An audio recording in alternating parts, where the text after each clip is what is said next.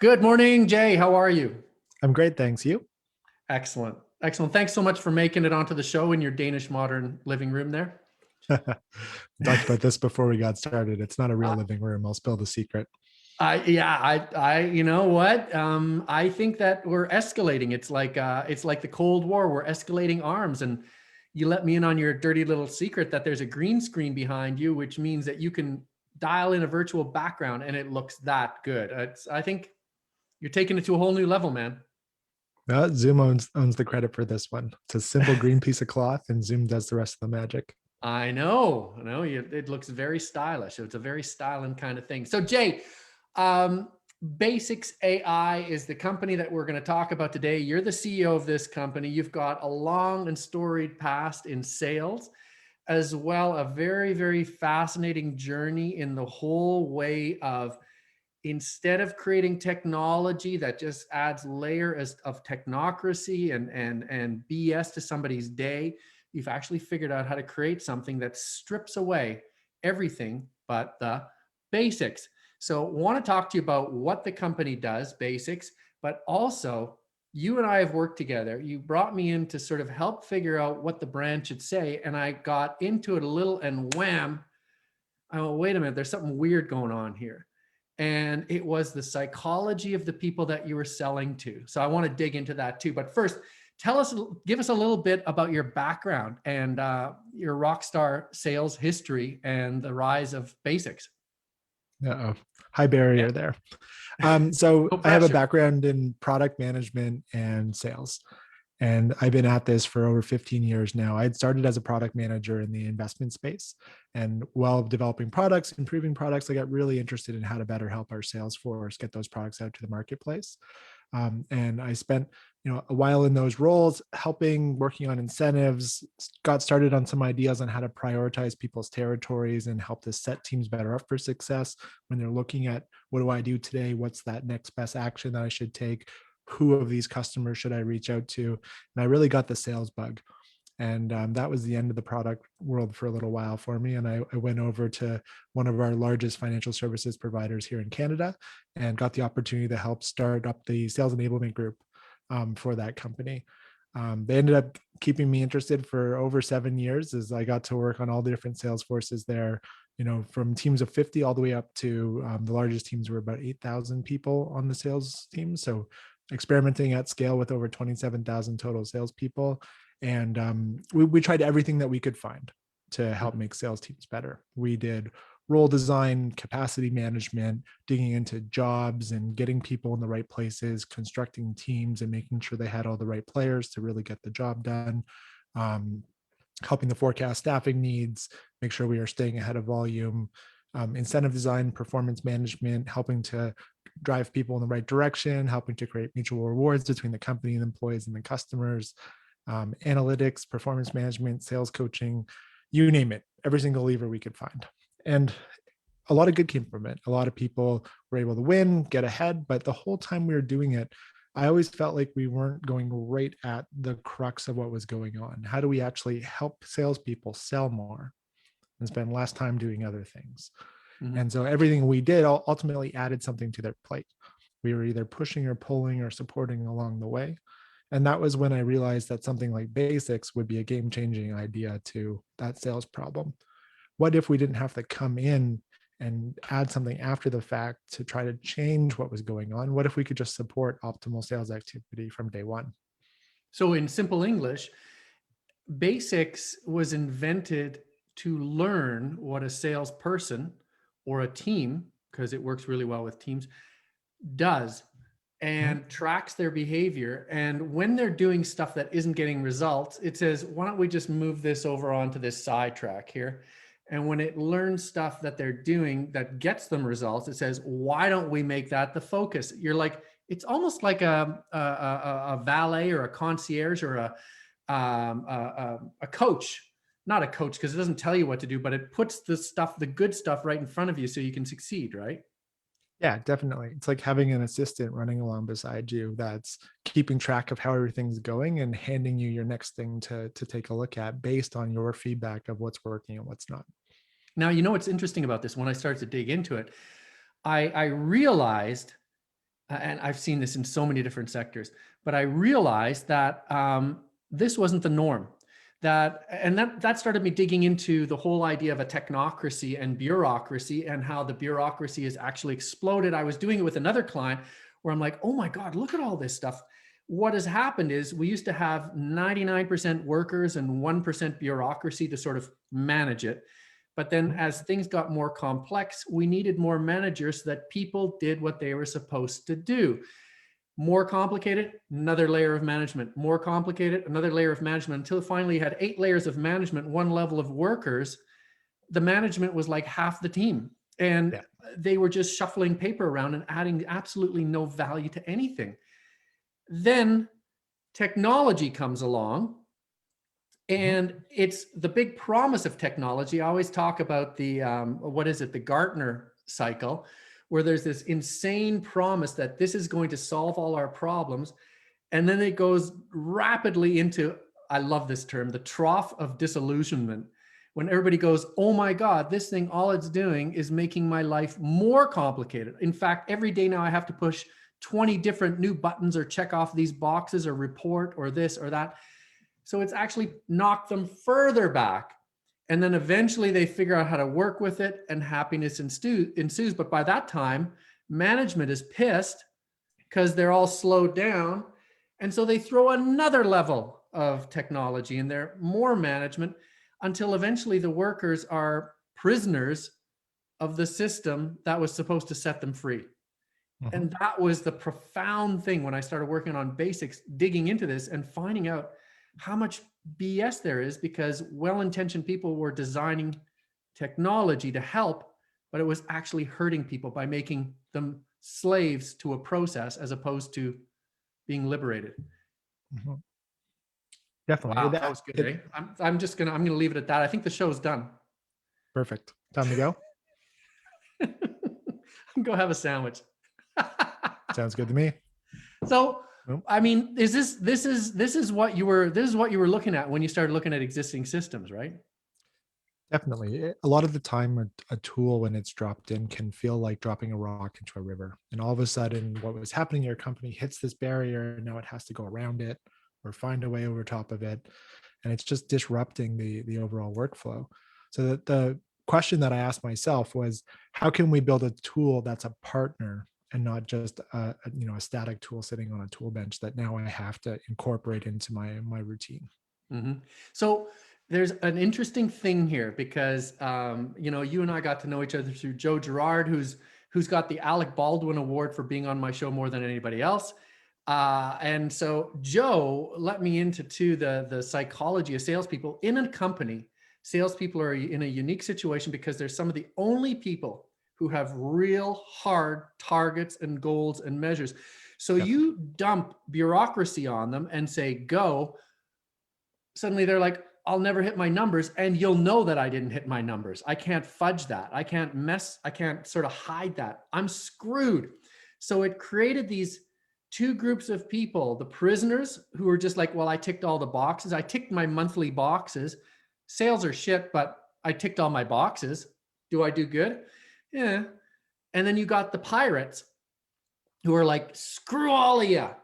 I'm doing this my way because I'm Glengarry Glen Ross, closing is coffees for closers. And they're the guys out there on the fringe, the Mr. Kurtz, and they're writing things down by hand, and they're working around the system as opposed to in the system. Now, this is interesting too, because this is a legacy, and this is what you stepped into. So what was the response when you actually dropped this AI thing, which everybody goes, oh, Jesus, not another one? What was the response when people looked at this? Well, I had the unique opportunity to build this with some early customers already in place. So early experiences were different than later experiences. So, early on, good close relationship, developing this product, closely bought in company, they were seeing their growth grow as we developed our product. And so, very much in sync. Sure, there were some pain points along the way, but the case was easy to tell, and the story was easy to buy into because everyone was winning at the same time. Mm-hmm. But you take that product elsewhere, and there's usually two things that happen. Either one, how is this different from my CRM? We've been so conditioned that CRM is synonymous with sales software that it's the very first thing people think of. And it's hard for them to shift into a different paradigm, understandably, right? I even find I sometimes slip the word CRM in when I'm talking. It shows you how Mm-hmm. imprinted it is on our brains. And the other reaction is, well, we have that. We've got sales figured out. Our guys go do stuff, things happen, and we're good. We're comfortable, right? And so you're kind of at a bit of a wall, right? How do I either position this differently from a CRM tool, or how do I convince people that more is possible? Because you're no longer talking about the painkiller, you're talking about a vitamin, right? Mm-hmm. And so it's trying to really talk people into what's possible if you do this differently.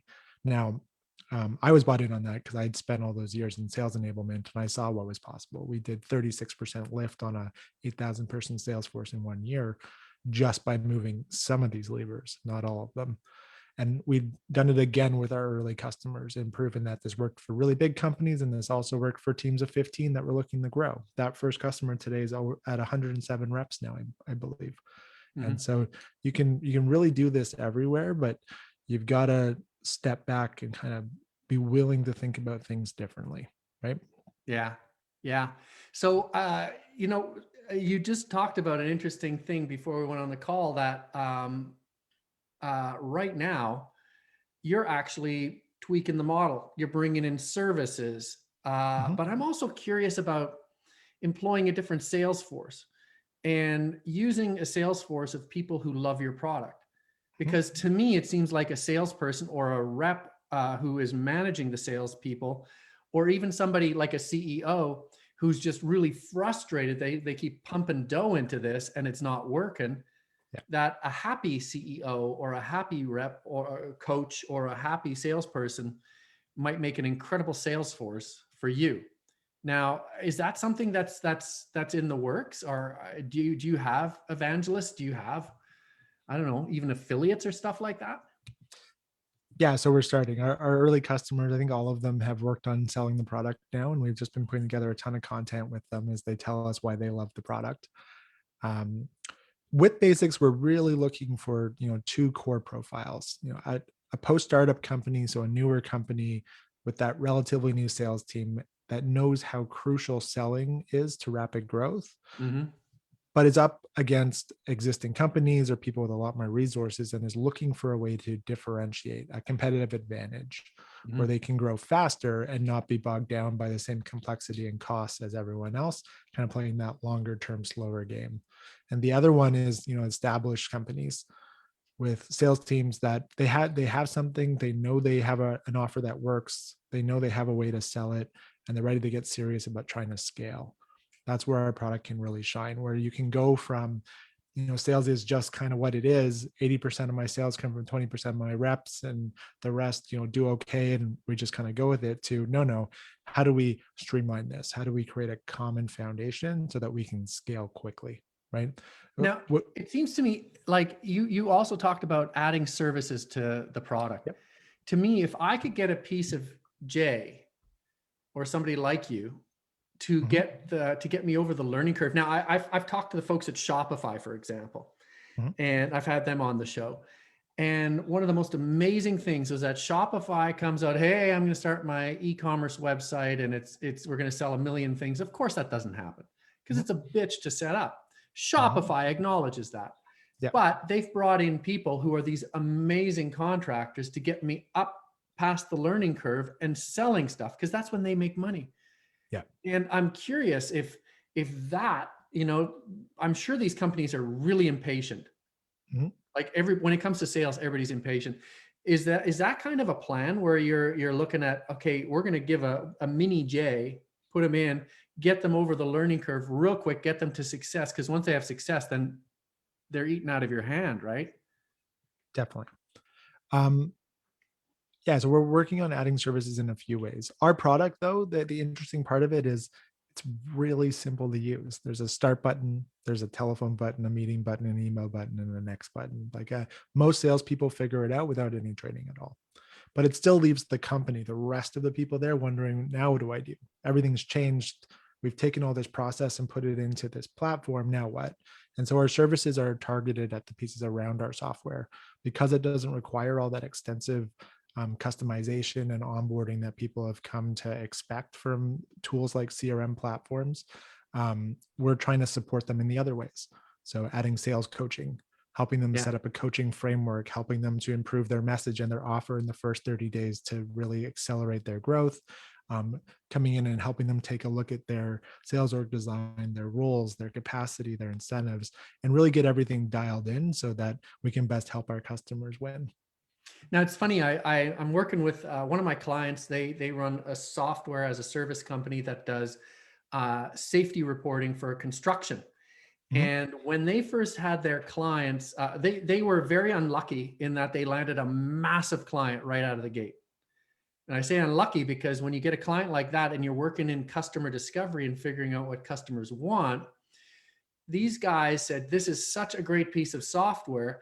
Can you take it and make it not just for safety, but also for management and for accounting and for all this? And suddenly they had scope creep with a big paycheck pushing them for scope creep. Mhm. And they had to fight real hard to bring it back down to 1 inch wide and a mile deep, just safety. Now, when I Yeah. hear you talk about that, is that a danger that, I mean, you're successful now. Yep. Is there a danger that people go, oh, it's so simple. Can you just add this, and boom, it's a CRM and it's shitty again? Yeah. No, it's a constant danger for us every day. And the good and the bad of it is I am the product manager, and having spent so much time in that space, I'm aware of where some of those challenges are. We're always looking to learn with our customers and to evolve the product, but we're trying to stay really true to our value prop, which is we make the salesperson process of running a pipeline, of prospecting and following up more efficient. That's Mhm. where we play. Reporting, marketing, that's outside of our tool. We can Yeah. very easily help you to integrate that, but we're really trying to not have that scope creep problem. And we're not trying to be a management reporting tool and a marketing automation tool and a sales platform. We're the sales process tool. That's what we do. So it's not a Swiss Army knife, it's a Bowie knife. Definitely. It's one big ass Bowie knife that's really deadly and scary, but it's used for one thing. It's not a Swiss Army knife with a laundry tool and a, One size fits all poorly's yeah. problem. Yeah. Now let's talk about this as a sort of like a microcosm of the world right now, because it seems to me that the technocracy isn't going anywhere fast. But do you see evidence that people are burning out on it and that they are going back to more specialized? I have a knife that does one thing and one thing only, as opposed to I have a Swiss Army knife and I can't figure out where the saw is. Do Mhm. you find that that's a thing, or is it still piling on new features, new stuff, because that's what gets headlines? What do you We're, think is where it's going? we're seeing a lot of both still, from my perspective. We're seeing players that are trying to accommodate by pulling everything in under one banner. And we are seeing a lot of really specialized services pop up, like meeting booking services are a great example of that, whether it's Calendly or Book Like a Boss, who I spoke with recently. They were seeing a lot of these special services that do one thing really, really well. So Mhm. I see both, but there seems to be a groundswell of quality matters over quantity, and so good products are slowly starting to win out, and I hope that's the trend we see emerge and continue over the next decade.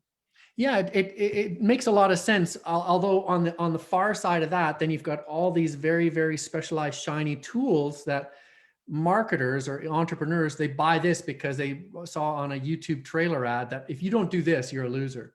If you Mhm. don't do that, you're a loser. And then so they've got all these bits and bobs, all these shiny lures they've used once or twice, given up on. Mhm.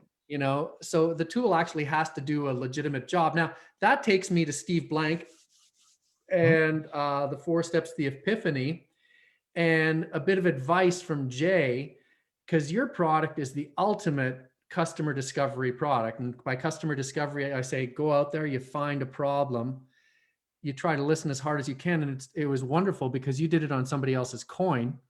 You were in a position where you got to work with a big company, a big bank, and see all the billion things that were hurting people Mhm. before you ever dreamed of creating a product. So you were an expert in everything that hurt before you started developing something that would help. So talk to me a little bit about the importance of customer discovery in developing a product. Um, it's crucial. A lot of us can set out to build something that solves our problem, right? We're very practical as humans. We're trying to get something done specifically, and so we tend to default to solution thinking. And Hmm. instead of actually going through the discovery process and figuring out the deeper why we're trying to do this, what's the goal I'm trying to accomplish, or the phrase I like, what's the job to be done? Hmm. Borrowing a very common phrase, we tend to just jump to a solution. I need a better email writer. I need a better marketing automation tool. Well, do you? Maybe not, maybe you do, right? And so if you can really take the time to understand the job to be done, to figure out what the goal is, and then slowly peel the onion back to figure out what the goals are at each layer, you can actually build unique products, not just something that's incremental or an add-on, but something that completely changes how work happens, and really get under the key pieces. At the end Awesome, of the man. day, to sum up customer discovery, you don't want to build something that's just for you. So you Yeah. have to go out and talk to people, right? Big question, $1 million question. Ask it a couple of other people too. Why don't more people do this? Do which part? Customer discovery. There's still a ton of people coming out of the gate with the most amazing product that absolutely dies. They get a ton of venture capital for it. They go, I mean, not as much now but in the heyday, they were just shoveling money at bad ideas and then they die glorious deaths, you know? Mhm. Why isn't customer discovery more of a thing? When I talk to accelerators and incubators, it's still the number one problem. Mhm. Why? Why aren't It, people listening more? yeah, it's a hard one. I have a few opinions on it. I'm curious what other people have said. So might be going back and rewatching the whole list of episodes because I like this question. Everybody should do that. They should all watch all the episodes. Definitely. So it's hard. You have to put yourself at risk a bit, right?